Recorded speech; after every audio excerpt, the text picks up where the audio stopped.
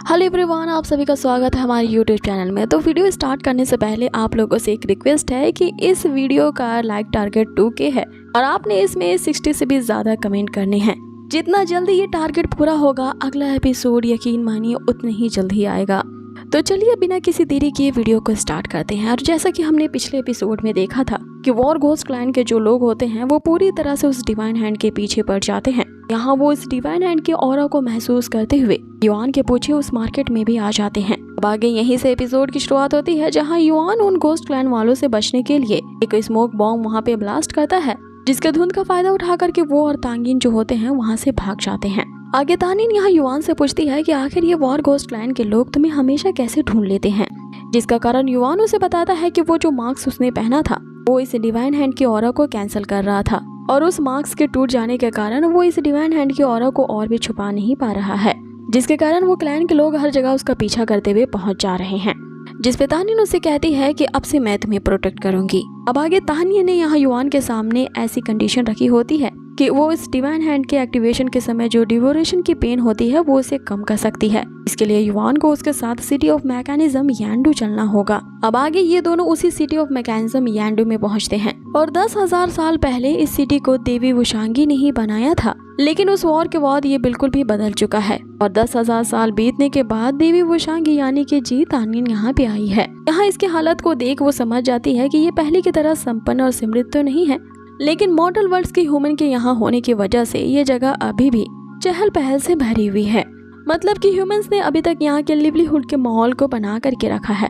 अब आगे युआन का यहाँ पे आने का अपना भी मकसद होता है, क्योंकि गॉड ऑफ गॉसिप ने उसे जी तानियन के बारे में बताया था। हो सकता है कि वही देवी वुशांगी है। इस बात पे युआन तो भरोसा नहीं करता। इस पे गॉड ऑफ गॉसिप उसे कहता है कि अगर तुम्हें मेरी बात पे भरोसा नहीं है कि तुम यांडू में जाओ, वहाँ पे तुम्हें एक एबनॉर्मल विजन ऑफ स्काईलाइट दिखेगी। अगर ये स्काईलाइट तुम्हें दिख जाती है तो इसका मतलब है कि मैंने जो तुम्हें बताया है वो सब कुछ सच है। अब आगे वहाँ पे देवी वुशांगी की ही कार्व की हुई मूर्तियां बिक रही होती हैं, जिसे देख करके युआन यहाँ सोच रहा होता है कि अगर वो स्काईलाइट आज नजर आती है तो हो सकता है कि वो देवी वुशांगी को दोबारा देख पाए, क्योंकि युआन को उस गॉडेस से पहली नजर में ही प्यार हो गया था। इधर दूसरी तरफ जो तानिन होती है वो ये सोच रही होती है कि अगर इस स्काई रीचिंग टावर का मैकेनिज्म अभी भी अच्छे से काम कर रहा होगा तो वो इस डिवाइन हैंड को बिना युआन को नुकसान पहुंचाए उसे स्मूथली ले सकती है। अब आगे वो उसी टावर के अंदर जाती है, लेकिन 1000 साल बीतने के बाद वहाँ पे काफी कुछ चेंज आ चुका था, जिसके कारण अब स्काई रीचिंग टावर का डोर कहाँ है ये तानिन को नहीं पता चलता। हालांकि यहाँ तानिन अपनी दैवी शक्तियों का यूज नहीं कर सकती, लेकिन अब भी इस मॉर्टल वर्ल्ड में वो अपनी मैकेनिकल आर्ट का यूज कर सकती है और इसका यूज करके वो उसके डोर को फाइंड आउट करने की कोशिश करती है, जिसके कारण एक छोटा सा डोर वहाँ पे ओपन तो होता है, लेकिन उसे पता चलता है कि इसे एक्टिवेशन करने का जो मैकेनिज्म है वो जा चुका है। ये टावर अब कम्प्लीटली डिस्ट्रॉय भी हो चुका है। अब इसी के उपाय के लिए वो ऑटोमन को बुलाती है और उसे ये ऑर्डर देती है कि तुम्हें सिटी ऑफ मैकेनिज्म के बारे में क्लूज को ढूंढना होगा, ताकि तुम इसके मैकेनिज्म को ढूंढ पाओ जिससे मैं इसका डोर ओपन कर सकूं। बाकी वो ऑटोमन के वहाँ से जाते ही यहाँ पे हमें फिर से वही वॉर घोस्ट क्लैन के लोग दिखते हैं, जो कि यहाँ पे युआन की डिवाइन हैंड की ऑरा को महसूस करते हुए उसके पीछे आ चुके थे। तानिन उसे बचाने के लिए, उसे उनकी नजरों से बचाने के लिए एक स्ट्रीट के किनारे ले आती है, जहाँ वो ये प्रिटेंड करने लगती है कि वो युआन को किस करने वाली है। अब यहाँ युआन के तानिन इतने करीब होती है जिसके कारण उसका हलक से हवा भी पार करना मुश्किल हो जाता है। युआन की तो यहाँ और भी ज्यादा सिट्टी पिट्टी गुल हो जाती है कि जब वो घोस्ट लैंड का बंदा और भी ज्यादा नजदीक पहुंच जाता है, जिसे बचने के लिए तानिन यहाँ युआन को गले लगा लेती है। अब वो जो घोस्ट लैंड का बंदा होता है इन्हें नहीं ढूंढ पाता कि जाते ही यहाँ पे तानिन जो होती है वो युआन को एक पेंडेंट देती है, ये कहते हुए ये तुम्हारी डिवाइन हैंड की जो ऑरा है उसे कैंसिल करेगा। अब आगे वे लोग बढ़ते हैं जहाँ उन्हें एक ऐसी धुन सुनाई देती है जिसे सुनने वाले कह रहे होते हैं कि ये डिवाइन वर्ल्ड की धुन है, जिसे सिर्फ स्वर्ग में ही बजाया जाता है। तो आखिर इस बंदे को ये धुन कैसे पता है? अब आगे तानिन उसके पास पहुंचती है और उससे कहती है कि आखिर तुम यहाँ पे क्या कर रहे हो, जिसपे वो बंदा अपना इंट्रोडक्शन देता है कि वो फुयुन है। तो क्या हम पहले मिल चुके हैं?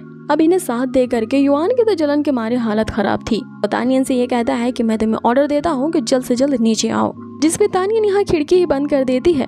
आगे जब युआन छलांग लगाकर उसके पास पहुंचने वाला होता है कि तभी यहाँ उसका दोस्त वही फॉक्स क्लैन का हाई मॉडल जिसका नाम तांग हुआ है वो उसे रोकता है और उसे कहता है कि तुम हमारे क्लैन के हाई प्रीस्ट हो तो तुम्हें ये सब करना शोभा नहीं देता। इधर दूसरी तरफ जो तानिन होती है वो समय को ही रोक देती है।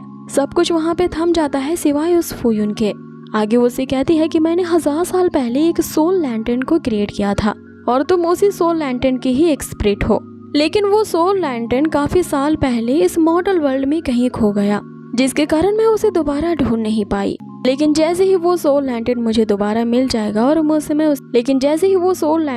मिल गया और मैं उसे लेट करूंगी, तुम्हारी सोल वापस से डिसअपीयर हो जाएगी। और जबकि तुम मेरी ही बनाई हुई एक स्पिरिट हो और आज मैं तुमसे मिल चुकी हूँ, मैं तुम्हें एक गुड लक देती हूँ, जिसका यूज करके तुम रीइनकारनेट कर पाओगे, यानी कि पुनर्जन्म फिर से ले पाओगे। आगे वो फुयुन के माथे पे उस स्पिरिट को डाल देती है। इससे टाइम वापस से फिर से शुरू हो जाता है कि तभी वहाँ पे हाँफते हुए ऑटोमन आता है, जिससे तानिन पूछती है कि क्या तुमने उस स्काई रीचिंग टावर का मैकेनिज्म ढूंढ लिया है।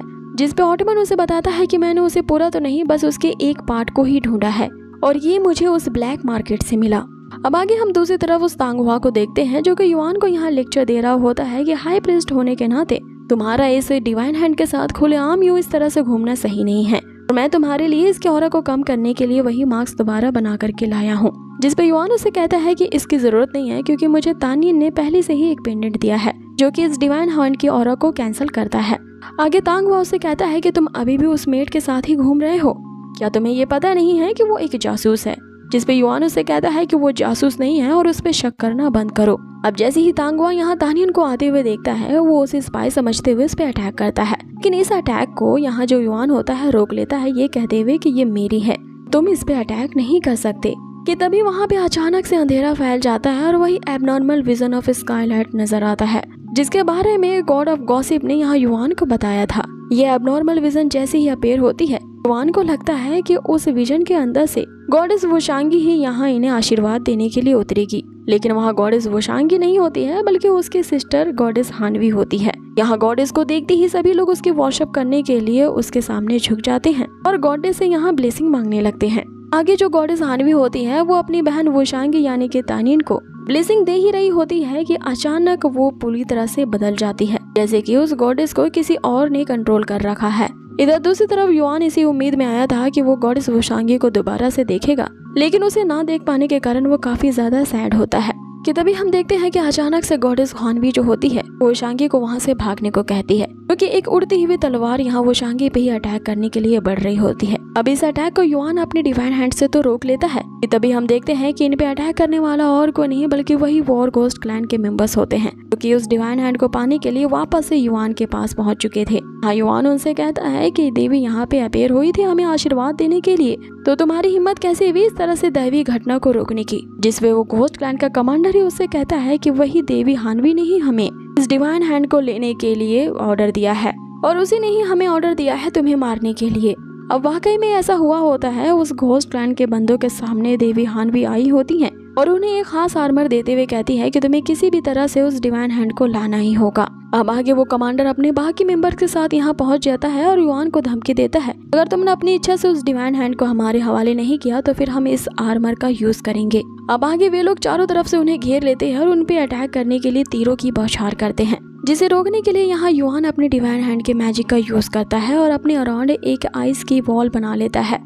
लेकिन उस कमांडर ने इस डिवाइन हैंड की पावर को सप्रेस करने के लिए उस डिवाइन क्रिस्टल आर्मर का यूज कर दिया होता है, जिसके कारण युआन का जो हैंड होता है वो पूरी तरह से क्रिस्टल में बदल जाता है। वो अपनी डिवाइन हैंड के मैजिक का यूज नहीं कर पाता। आगे वो कमांडर बताता है कि इस क्रिस्टल को खास उसी के लिए बनाया गया है ताकि वो अपनी पावर्स को यूज न कर पाए। अब इनके अटैक को यहाँ डिफेंस करने के लिए तानियन जो होती है वो एक लॉन्ग लॉस्ट मैकेनिज्म आर्ट का यूज करती है। ये एक ऐसा मैकेनिकल आर्ट होता है जो कि कई 100 साल पहले ही खो चुका था। अब इस मैकेनिज्म का यूज करते हुए तानियन ने वहाँ पे छोटे छोटे वुड से कार्व किए हुए सोल्जर्स बनाए होते हैं जो कि उस क्लैन के मेंबर्स पे अटैक करते हैं।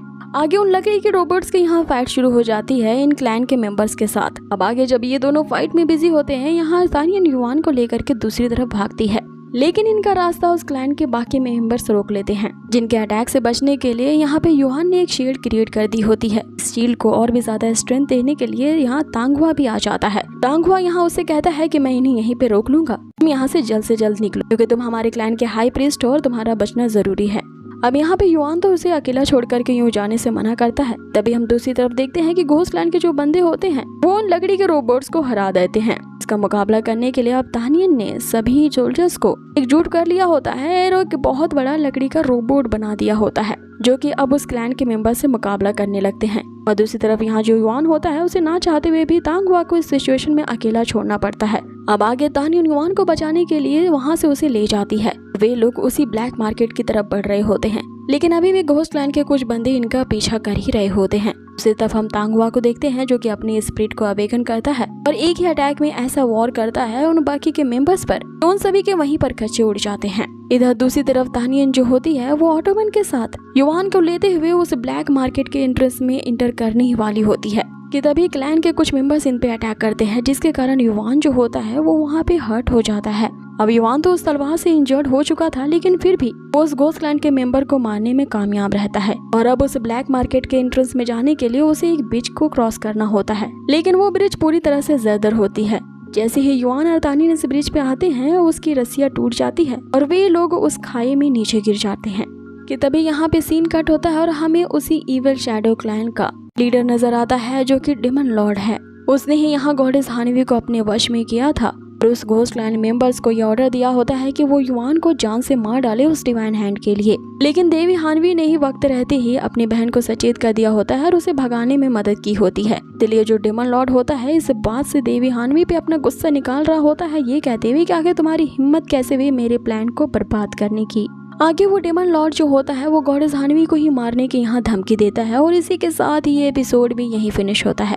सो यकीन मानिए गाइस, ये सीरीज की कहानी काफी ज्यादा एंटरटेनिंग है, जिसके हर एपिसोड में आगे क्या होने वाला है इसे जानने के लिए हमें क्यूरियोसिटी आ जाती है।